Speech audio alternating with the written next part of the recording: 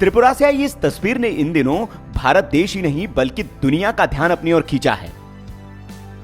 इस तस्वीर में आप देख सकते हैं कि भाजपा की टोपी पहने हुए कुछ कार्यकर्ता एक जेसीबी मशीन लेकर लेनिन की प्रतिमा को तोड़ने की कोशिश कर रहे हैं। इस काम में बीजेपी के कार्यकर्ता कामयाब भी रहे और उन्होंने लेनिन की मूर्ति को गिरा दिया।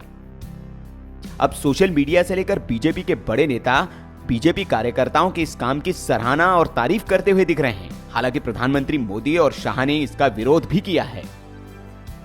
लेकिन हर कोई अब यह जानना चाह रहा है कि आखिर ये लेनिन है कौन। तो आपको बता दें कि लेनिन का पूरा नाम व्लादिमीर इलीच उल्यान्योव है, जिनका जन्म 1870 में 22 अप्रैल को ओल्गा नदी के किनारे बसे सिम्ब्रिस्क शहर में हुआ था। पढ़े लिखे और रईस परिवार में जन्मे व्लादिमीर को दुनिया में लेनिन के नाम से पहचान मिली। लेनिन स्कूल में पढ़ाई में बहुत अच्छे थे और आगे जाकर उन्होंने कानून की पढ़ाई का फैसला किया। यूनिवर्सिटी में वो क्रांतिकारी विचारधारा से प्रभावित हुए। उनके बड़े भाई की हत्या का उनकी सोच पर काफी गहरा असर पड़ा। उनके भाई क्रांतिकारी ग्रुप के सदस्य थे। चरमपंथी नीतियों की वजह से उन्हें यूनिवर्सिटी से बाहर निकाल दिया गया था, लेकिन उन्होंने साल 1891 में बाहरी छात्र के रूप में लॉ की डिग्री हासिल की। इसके बाद वो सेंट पीटर्सबर्ग रवाना हो गए और वहां प्रोफेशनल रिवॉल्यूशनरी बन गए।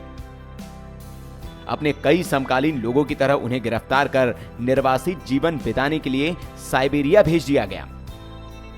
साइबेरिया में जाकर उन्होंने एक महिला से शादी भी की। साल 1901 में उन्होंने लेनिन नाम को अपनाया। साल 1917 में पहले विश्व युद्ध के बाद थका हुआ महसूस कर रहे रूस में बदलाव की चाहत जग रही थी। उसी वक्त जर्मनी ने लेनिन की मदद की। जब लेनिन रूस लौटे तो उन्होंने जार साम्राज्य को सत्ता से बेदखल करने के लिए क्रांति की शुरुआत की और इसका नतीजा ये रहा कि उन्होंने जार को सत्ता से बेदखल कर दिया। इसके बाद 3 साल तक रूस ने गृह युद्ध का सामना किया।